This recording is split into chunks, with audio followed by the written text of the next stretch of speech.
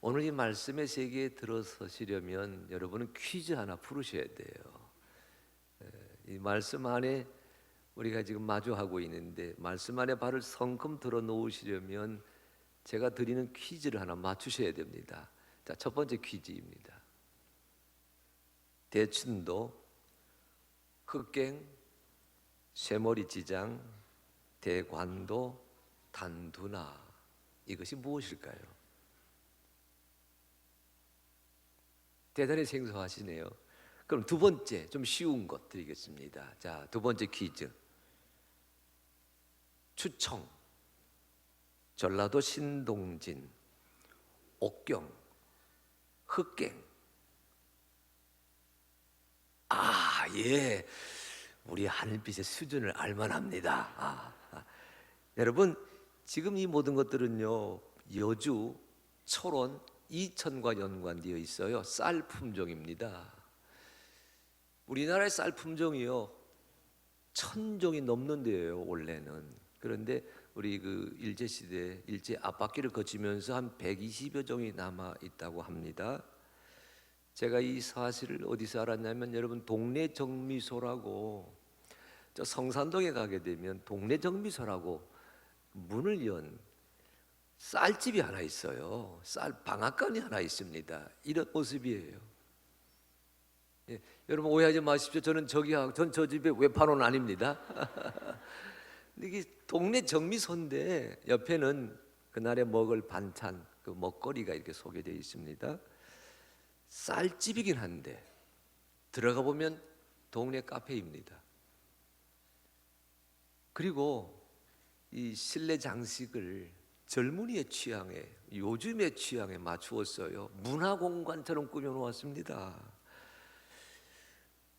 그리고 이 쌀집 주인은요 당당하게 자기를 어떻게 소개하냐면 나를 쌀집 가게 아저씨라 부르지 마시고 사장님이라 부르지 마시고 쌀 큐레이터라 불러주세요.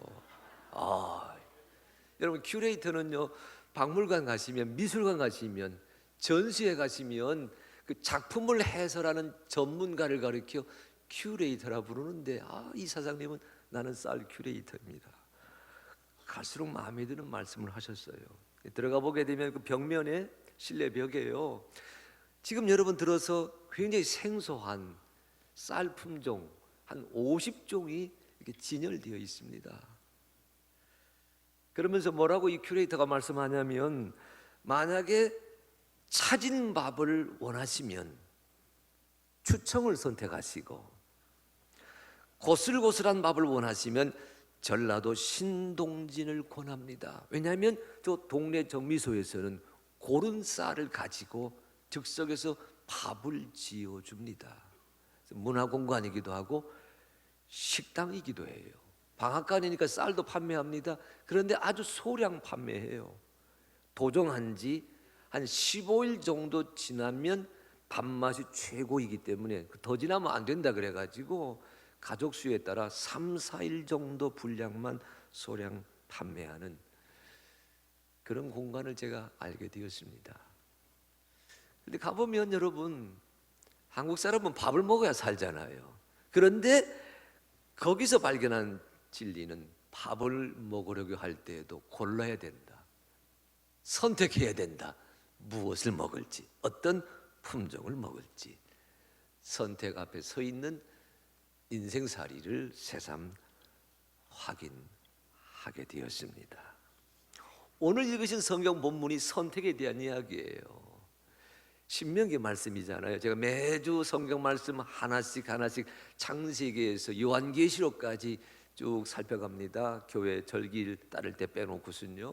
오늘이 신명기 말씀인데 신명기는 모세의 설교거든요. 이 설교의 주제는 땅에 대한 얘기입니다. 땅이에요. 나온 땅, 해쳐온 광야, 들어갈 가나안 땅이 신명기 말씀의 주제이자 서재입니다. 이 말씀의 형식은 설교이거든요.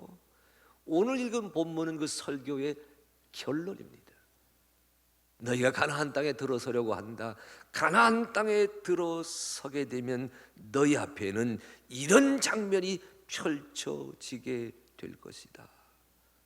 그것이 신명기 30장 15절에서 말씀하고 있는 보라 내가 오늘 생명과 복과 사망과 화를 내 앞에 두었나니 가나안 땅에 발을 들어서게 되면 생명과 복과 사망과 화가 너희 앞에 펼쳐져 있다고 하는 것을 이야기합니다. 이 네 가지가 펼쳐져 있는데 그 중에 하나를 고르라고 하는 그런 지시가 오늘 말씀의 들머리예요. 여러분 쌀 잘 맞추셨으니까 물어보겠습니다. 또 하나 질문합니다. 야 오늘 목사님 말씀은 왜 이렇게 질문이 많아? 이 그림 한번 보시고 저게 무엇인지 맞춰보십시오. 저게 뭐죠?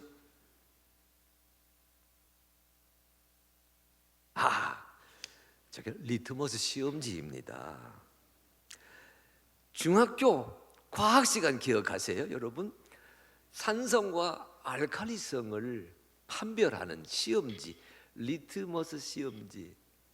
세월이 많이 갔지만 저희 머릿속에는요 산파빨, 알파빠 그렇게 외웠던 기억이 있어요. 산성은 파란색 저 시험지를 빨갛게 변화하게 하고 알칼리성은 빨간 리트머스 시험지를 파랗게 변하게 한다. 그래서 시험도 봤던 기억이 납니다. 리트머스 시험지, 오늘 신명기 본문이 리트머스 시험지에 해당이 됩니다. 무엇을 선택하느냐? 생명을 선택하느냐? 복을 선택하느냐? 죽음을 선택하느냐?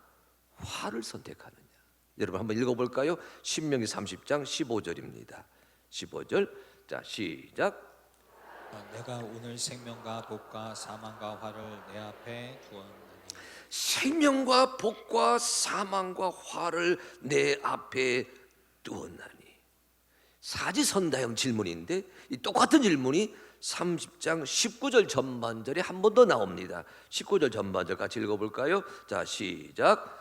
내가 오늘 하늘과 땅을 불러 너에게 증거를 삼도라. 내가 생명과 사망과 복과 저주를 내 앞에 두었으니 생명과 사망과 복과 저주를 내 앞에 두었습니다. 두었나니. 사지선당입니다. 여러분 생명이란 단어는요 목숨이란 뜻보다는 이 원어의 의미는 살게 하는 에너지를 말합니다. 살아있게 하는 힘을 말합니다. 그 힘은 눈에 보이지 않습니다. 여기 복이라고 하는 단어는 성경에 복이라는 단어가 여러 차례 나옵니다. 헬라어 히브리어에서. 근데 여기 쓰여 있는 복이라는 단어는 보기에 좋은 것 이걸 가리키는 단어예요. 우리 영어로 말하면 very good, 굿에 해당되는 단어입니다. 보기에 좋은 것. 복은 눈에 보이는 어떤 소재요, 어떤 주제요, 어떤 대상입니다. 눈에 보이지 않는 생명의 힘을 선택할래? 눈에 보이는 복을 선택할래? 헷갈립니다. 그 다음 건 사망이에요. 선택하는 순간 죽음의 자리로 떨어집니다. 그 다음 건 여기 15절에서는 화라 되어 있고 그 다음 19절에서는 저주라고 되어 있습니다. 여기 화, 사람들이 보기에 악하다고 여겨지는 대상입니다. 근데 우리가 악하다고 말하는 게 심미적, 미학적인 건 아니고 여기 악하다고는 이 말은 힘을 쓰기에, 무력을 쓰기에, 거짓말을 하기에, 다른 사람을 헤아리려고 하기에 힘에 의지하고 무력에 의지하고 권세에 의지하면서 세상살이의 질서를 마구마구 흐트려 놓았기에 보기에 악하다라는 단어입니다. 그러니까 생명의 힘을 선택할까? 눈에 보이는 복을 선택할까? 만지는 순간 사망에 떨어지게 되는 함정을 선택할까? 아니면 세상을 어지럽게 하지만 그래도 보기에 좋아 보이는 권력과 무력과 재력을 선택할까? 가나안 땅에 들어서게 되면 사지선다형 문제가 우리 앞에 펼쳐져 있다고 하는 이야기입니다. 여러분, 가나안 땅이라고만 생각하지 마세요. 여기 땅이라고 하는 단어는 물론 여러분 이스라엘 백성인 들어가 살 삶의 자리, 삶의 현장입니다. 근데 그 땅이라고 되어 있는 이 말은 오늘 우리에게도 우리가 일하는 삶의 터전, 여러분이 섬기는 직장, 일터, 공부하는 학교, 대학 캠퍼스, 내가 땀 흘리고 내가 봉사하는 자리가 있다면 그곳이 다 땅에 해당이 됩니다.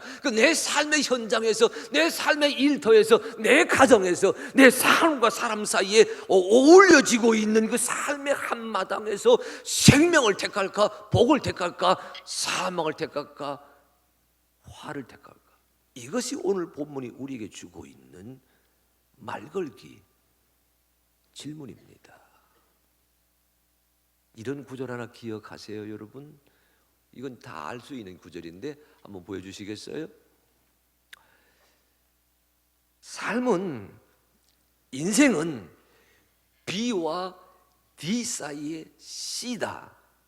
여러분, 저는 사르트라고 하는 사람이 한 말로 기억하고 있어요. 그런데 제가 그 이름을 쓰지 않는 이유는 다른 많은 얘기를 하다가 이 이야기를 해야 되는데 그건 다 거두절미했습니다. 어느 철학자가 그런 말을 했어요. 그러니까 보십시오. 인생은 be, birth, 탄생, 태어나기. 이 B와 D, death, 사망입니다. 죽음입니다. 그 B와 D 사이에 있는 C, choice다. 사람은 누구나 선택 안에 서 있다는 겁니다. 어른만 선택하는 것이 아니라, 직장인만 선택하는 것이 아니라, CEO만 선택하는 것이 아니라, 어린이도 학생도 과장도 팀장도 부장도, 아니 장사하는 사람도, 내가 일하는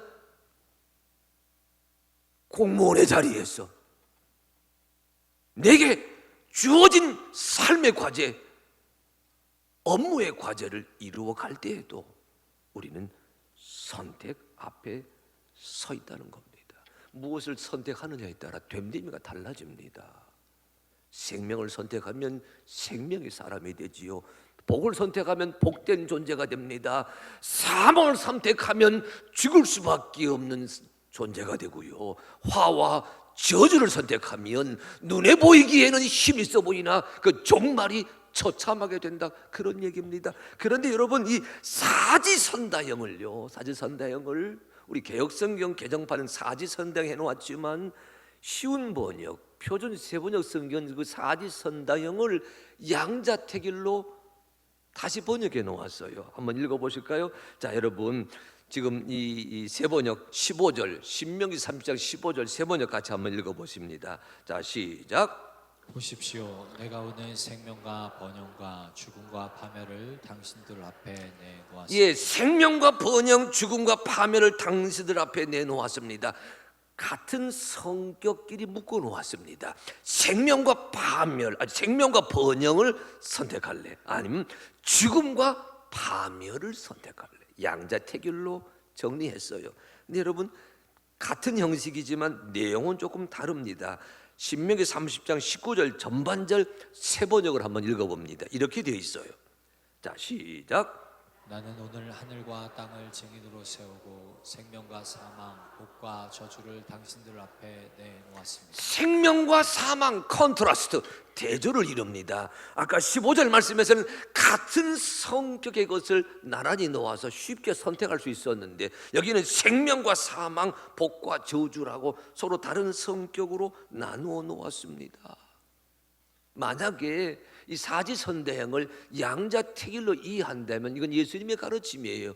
마태복음 7장 13절 14절 좁은 문으로 갈 것인가, 넓은 문으로 갈 것인가, 좁은 길로 걸어갈 것인가, 넓은 길로 걸어갈 것인가, 찾는 사람이 많은 곳을 향해 나아갈 것인가, 아니면 찾는 이가 적어서 그 길이 협착하고 좁다고 여겨지는 그 길에 들어설 것인가. 우리 그리스도인 모두가 다 양자택일의 갈림길 앞에 서 있다는 지적입니다. 저는 오늘 이 말씀을 양자택일보다는 사지선다형으로 읽는 것을 더 선호합니다. 본문이 그리 되어 있어요. 자, 왜 그러냐면 여러분, 생명과 복, 사망과 화를 택하라. 사지선다형이잖아요. 우리 헷갈리게 합니다. 왜? 생명을 택할까? 복을 택할까? 사망 택하는 사람 없습니다. 저주와 화를 택하는 그리스도인은 없습니다. 하지만 생명을 택할까? 복을 택할까? 헷갈리게 되잖아요. 이게 오늘 말씀의 깊이입니다. 힌트가 있어요, 여러분. 신명기 30장 16절입니다. 힌트 한번 읽어보실까요? 자, 16절. 자, 시작. 곧 내가 오늘 내게 명령하여 내 하나님 여호와를 사랑하고 그 모든 길로 행하며 그 명령과 규례와 법도를 지키라 하는 것이라.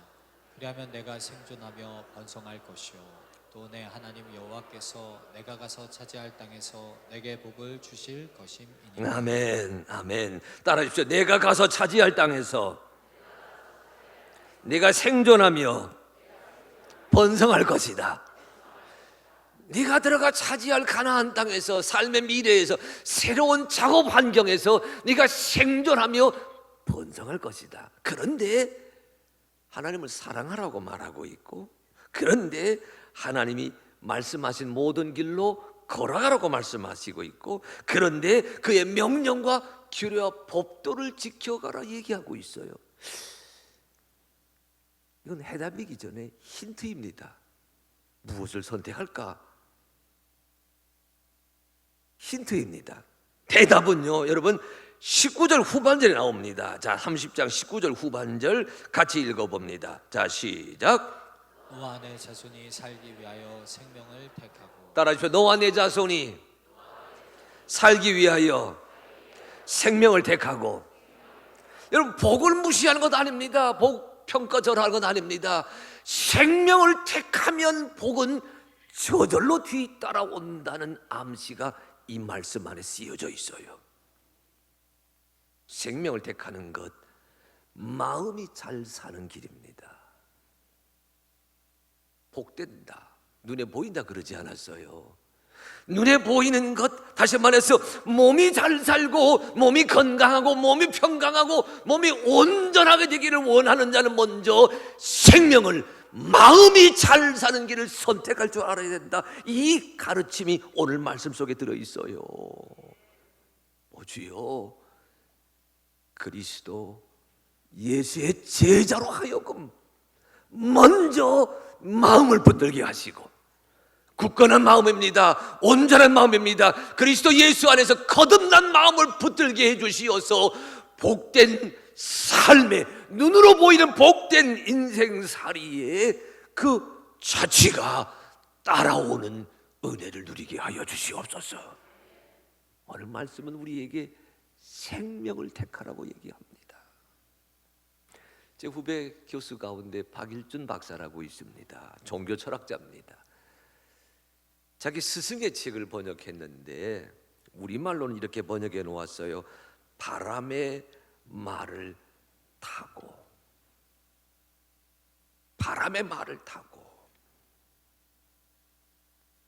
이 저자가 로버트 코링턴이라는 사람입니다. 책의 내용은 쉽지 않아요, 읽기가. 그러나 여러분, 한번 붙잡으면 배울 수 있는 글들이 많이 있습니다. 왜냐하면 저자의 자서전적인 스토리가 담겨 있기 때문에 그렇습니다. 이 로버트 코린턴은 조울증 환자입니다.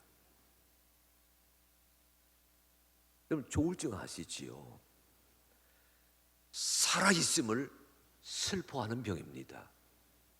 살아가기를 두려워하는 병입니다. 살아있음에 원망하는 병입니다. 이 조울증 환자들은 살아있음을 원망하다가, 살아가기가 외롭다고 얘기하다가, 살아감을 힘들다고 얘기하다가, 살아감보다 더 나은 해답을 죽음이라 생각하고 자살로 내 삶을 마감하는 그 현상을 만날 수가 있어요. 이 로버트 코린턴이 조울증 환자였습니다. 어릴 때는 몰랐는데 청소년기에는 잘 드러나지 않았는데 대학에 들어가면서 인생살이를 멀리하게 됩니다. 20여 년간 시달려요. 자살 충동에 시달리고 실제로 자살을 결행합니다. 1994년입니다. 이 로버트 코린턴의 나이가 44살 되었을 때 그가 앓고 있는 이 조울증 병명이 규명이 됩니다. 의사가 말해요. 당신의 어머니가 조울증으로 돌아가셨다. 어머니의 그 DNA가 아들에게 유전으로 이어져 왔기에 지금 내가 그 어머니의 DNA 그 영양 탓에 힘들어했다고 하는 것을 검사 결과 일러주게 되었어요. 근데 놀라운 것은 내 병의 원인이 무엇인지 알고 난 그 다음부터 그 주변에 있는 분들이 그분에게 그 병, 그 조울증에서 벗어날 수 있는 길을 소개해 줍니다. 그게 뭔지 아세요? 삶의 피해를 느끼고 있던 자에게 삶은 그런 것이 아니다. 삶은 하나님의 사랑으로 주어진다고 하는 것을 일깨워 줍니다. 어머니의 DNA가 아니라 사랑의 하나님의 DNA가 그의 마음에, 그의 영혼에, 그의 정신에 들어서기 시작합니다. 하나님의 세상을 이처럼 사랑하셔서 독생자 예수 그리스도를 우리에게 보내셨습니다. 하나님이 우리를 사랑하시면서 로버트 코링턴, 그를 사랑하시기에 십자가의 그 화목제물이 되어 돌아가시는 그 짐을 걸어가셨습니다. 누구든지 저를 믿는 자마다 그 보혈의 은혜로, 보혈에 덮어주시는 사랑으로 고장난 상태에서 회복된다고 하는 메시지를 들려주셨어요. 한 걸음씩 한 걸음씩 주님에게 나아가기 시작합니다. 그의 입에서 나오는 고백이 달라지기 시작했어요.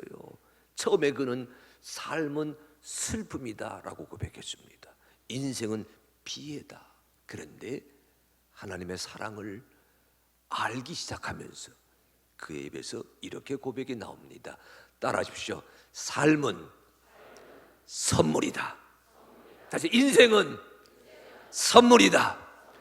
시간은 선물입니다.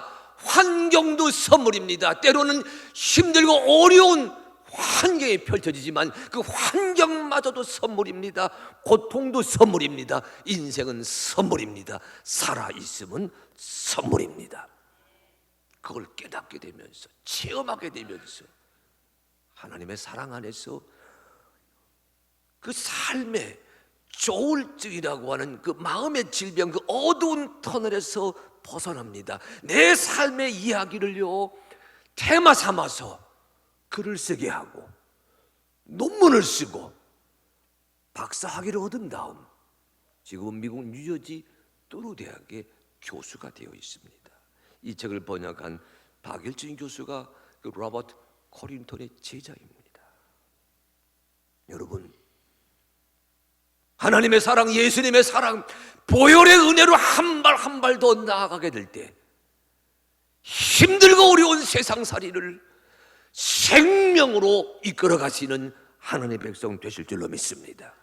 그러나 여러분, 생명의 길을 선택해야 된다, 당연한 것으로 여겨지지만 그러나 현실은 녹록지 않습니다. 왜냐하면 오늘 본문이 이렇게 말하고 있어요. 여러분 17절과 18절 같이 읽어봅니다. 자, 시작. 나 내가 만일 마음을 돌이켜 듣지 아니하고 유혹을 받아 다른 신들에게 절하고 그를 섬기면 내가 오늘 너에게 선언하노니 너희가 반드시 망할 것이라. 너희가 요단을 건너가서 차지할 땅에서 너희의 날이 길지 못할 것이니라. 아멘. 그러나 내가 만일 마음을 돌이켜 듣지 아니하고 유혹을 받아, 우리말은 그리 되어 있지만 그 이 말의 의미는 이런 겁니다. 네가 유혹을 받아서 네 마음을 돌이키게 되면 유혹을 받았습니다. 눈으로 보기에, 귀로 듣기에, 살면서 손으로 만지잖아요. 접촉하기에 유혹을 받습니다. 하나님보다는 세속을, 예수님보다는 세속적인 것을, 신앙적인 가치보다는 삶의 현장의 가치를 더 존중히 여기라고 하는 소리가 들립니다. 유혹을 받는 거예요. 직장 생활에 유혹받지 않는 사람 누가 있어요? 유혹을 받습니다. 아니, 성경 보게 되면 여러분, 최초의 사람 아담과 하와가 하나님의 소리보다는 사탄의 소리를 더 크게 들었어요. 뱀의 소리 더 크게 들었어요. 더 크게 들어가지고 하나님의 말씀은 내려놓고 하나님 말씀 원치 아니하는 과일을 따서 먹지 않았습니까? 유혹이 있는 현실입니다. 시련이 있는 현실입니다. 좌절이 있는 현실입니다. 어떻게 생명을 선택할 수 있어요? 어떻게 생명을 붙들 수가 있어요? 이건 제 고백입니다. 제가 늘 외우고 있는 시 가운데 하나를 오늘 여러분에게 선물로 드리겠습니다. 한번 모아주실래요? 자, 한번 같이 읽어봅니다. 자, 시작. 물건을 쓸 때면 상담을 생각한다. 단순한 것, 단단한 것, 단아한 것. 일을 할 때면 3단을 생각한다. 단순하게, 단단하게, 단아하게. 사람을 볼 때면 3단을 생각한다. 단순한가, 단단한가, 단아한가. 3단이라는 시입니다. 박노해 시인의 시입니다. 여러분, 박노해라고 하는 그 이름에 대한 높낮이는 내려놓으시고 그 시만 좀 붙들어 보세요.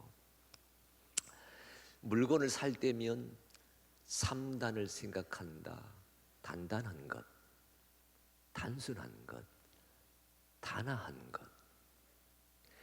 일을 할 때면 3단을 생각한다. 단단하게, 단순하게, 단아하게. 사람을 볼 때면 3단을 생각한다. 단단한가, 단순한가, 단아한가. 여기 단단하다고 하는 말은 굳건하다는 뜻입니다. 단순하다고 하는 말은 순수하다, 신실하다는 뜻입니다. 단아하다는 말 많이 쓰지 아니하시죠? 단정하고 아름답다, 우아하다 뜻이거든요. 그런데 그 말의 의미는 균형 잡혀 있기에 아름답다, 균형 잡힌 사람인가. 여러분, 우리가 살아가게 되면서 여러분의 인생살이, 직장생활, 삶의 현장에서 단단하게, 단순하게, 단아하게 헤쳐가는 주인공 되시기를 바랍니다. 그러나 아실 것은 여러분, 내 힘으로는 되지 아니에요. 내 능력만으로는 여러분 단순해질 수 없습니다. 내 상식, 내 경험, 내 경륜만 가지고서는 단단해지지 못합니다. 단아해질 수 없어요. 왜냐하면 유혹이 있으니까, 시련이 있으니까, 도전이 있으니까, 싸움이 있으니까, 갈등이 있으니까.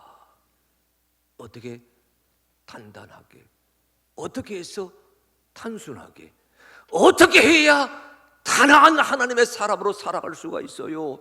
그래서 제가 함께 외우는 성경 구절이 있습니다. 로마서 8장 11절 말씀입니다. 우리 같이 한번 읽어봅니다. 로마서 8장 11절. 자, 시작. 예수를 죽은 자 가운데서 살리신 이의 영이 너희 안에 거하시며 그리스도 예수를 죽은 자 가운데서 살리신 이가 너희 안에 거하시는 그의 영으로 말미암아 너희 죽을 몸도 살리시리라. 그의 영으로 말미암아 예수를 죽은 자 가운데서 다시 살리신 하나님의 영이 너희 가운데 거하시면 그의 영으로 말미암아 우리가 살아가게 되리라. 하나님의 영으로 말미암아, 성령으로 말미암아, 주님이 그 영으로 말미암아 생명을 선택하게 되고 복된 인생에 들어서게 되는 역사가 우리 가운데 이루어진다는 그런 말씀입니다. 내 힘이 아니라 하나님의 힘, 내 능력이 아니라 성령의 능력으로, 내 판단이 아니라 하나님 말씀의 판단으로 이 길에 들어서는 하늘빛 가족 되게 하여 주시옵소서.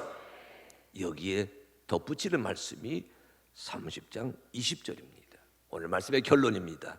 30장 20절 같이 읽어보십니다. 자, 시작. 내 하나님 여호와를 사랑하고 그의 말씀을 정종하며 또 그를 의지하라. 그는 내 생명이시요 내 장수이시니 여호와께서 내 조상 아브라함과 이삭과 야곱에게 주이라고 맹세하신 땅에 내가 거주하리라. 아멘. 우리는 생명하게 되면 우리를 살아있게 하는 힘으로만 생각했는데 여기 20절 말씀에 와서야 비로소 생명의 정체가 드러납니다. 그는 생명이시요 하나님의 생명이십니다. 하나님을 선택하는 자, 하나님을 사랑하는 겁니다. 하나님을 선택하는 자, 그의 말씀을 따르는 겁니다. 하나님을 선택하는 자, 그 하나님의 품 안에 의지하는 자입니다. 여러분의 삶을 하나님의 사랑에 맡기십시오. 여러분의 인생 그릇에 주의 말씀을 가득 채우시기를 바랍니다. 걸어가다 힘드세요? 여러분의 의지처가 되시고 보호자가 되시고 목자가 되시는 예수 그리스도에게 SOS 도움을 요청하시기를 바랍니다.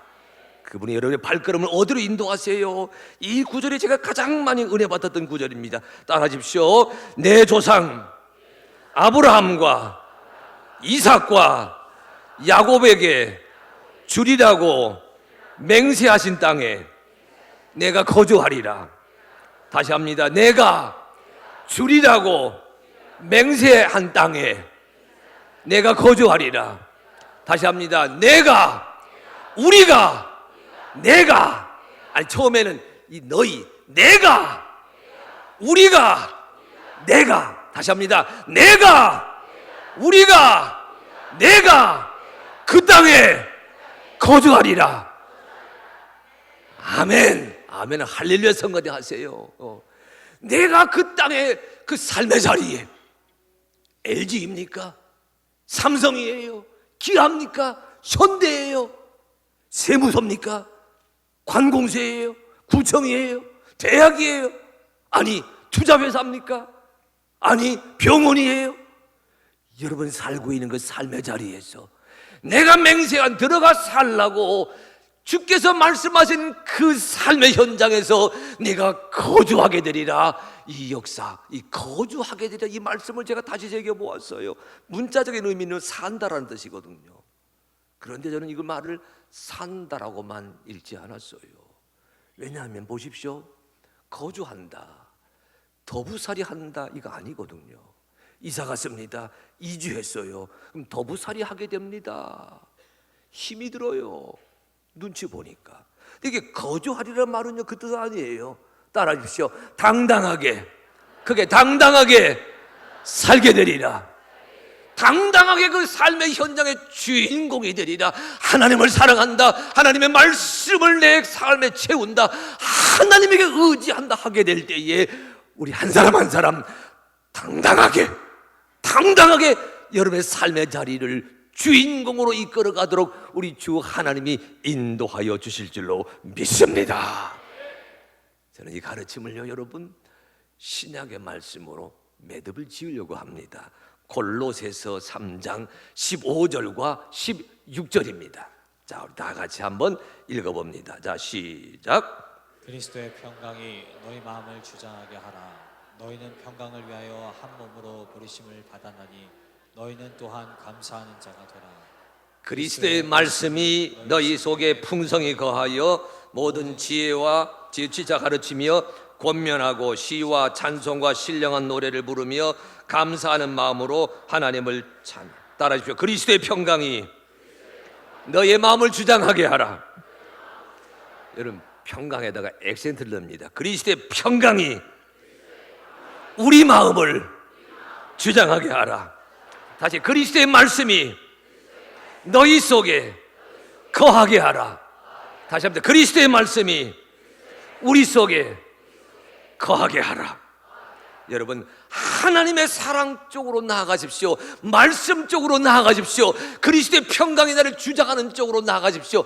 여러분의 삶의 방향이 하나님에게로, 말씀에게로, 성령에게로 나아가게 될 때에 여러분은 당당한 주인공이 되어서 승리하는 하나님의 사람이 되실 것입니다.